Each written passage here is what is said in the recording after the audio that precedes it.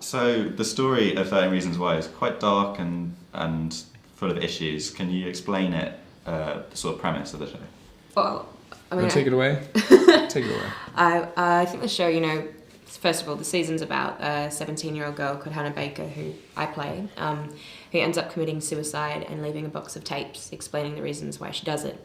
And through the course of the season, we follow Claire Jensen, who's played by Dylan, as he listens to the tapes and tries to come to terms with kind of why she did it and what happened.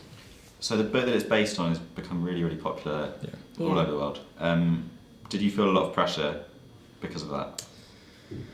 Yeah, I mean, there's definitely pressure. I mean, because people are very attached to the story and to the characters, and they want it to be told in kind of, I guess, their ideal way. And everyone's gonna have their own ways they want it to be made. But I had a lot of faith in it because just from seeing who they had attached to it, you have Netflix, who's not, they're gonna do it right, and then Paramount was involved, but also Tom McCarthy was directing the first couple episodes. It was amazing, and then Brian Yorkie's Pulitzer Prize winner, and Anonymous Content produces such great content.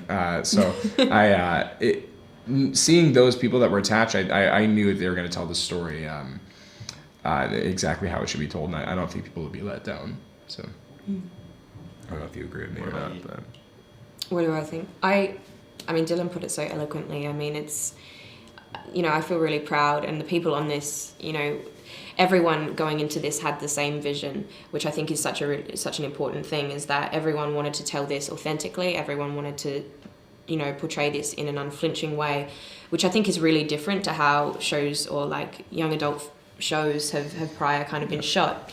And it's a really important and cool thing to be a part of when you feel proud about how you're showing these issues when they are so important. Mm-hmm. Selena Gomez is on board as an executive producer. What does that entail? Did she come to set? What was she doing?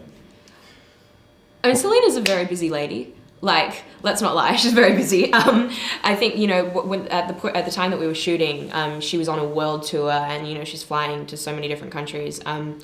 But even though she wasn't physically there for the first part of shooting, it always felt like Selena and Mandy were there, because, they would send us emails and reach out and offer support, and, they were watching dailies, and I mean, Mandy and Selena are the ones who bought the rights to this book, and I just, you give them so much credit and praise, because it's been a long time, it's been a long time making this and making sure that it was told in the correct way and the best way, and I really give it to them for sticking out and waiting for Netflix to kind of do this, and for everyone involved to be a part of it.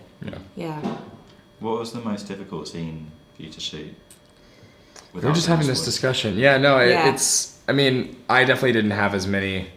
I mean, there's difficult scenes, but Hannah, I think Catherine had the brunt of the real difficult scenes. Well, I would say that the hardest film for me to shoot, the hardest scene for me to shoot was the last scene, and not probably because of the reasons that people would think it would be hard, but because at that point I had been playing Hannah for 6 months, and I had been with her through every event that had happened, and at that point I was so protective of her, and in my head she was a real person, that it was actually just really hard to let her go. One of the things that surprised me about it, I've only seen one episode. Yeah. But it was kind of a thriller as well. You want to find out more and more. Yeah.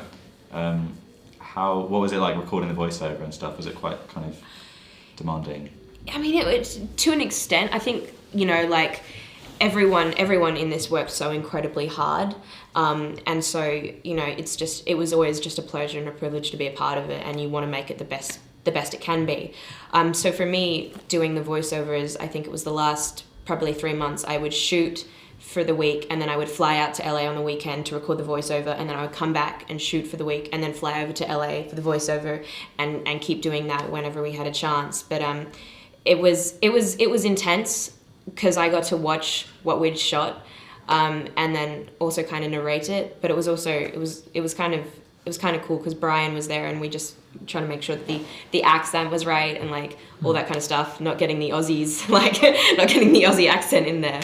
But I'm glad, I'm proud of how it's turned out, and I hope everyone who watches it is proud of it too. Me too.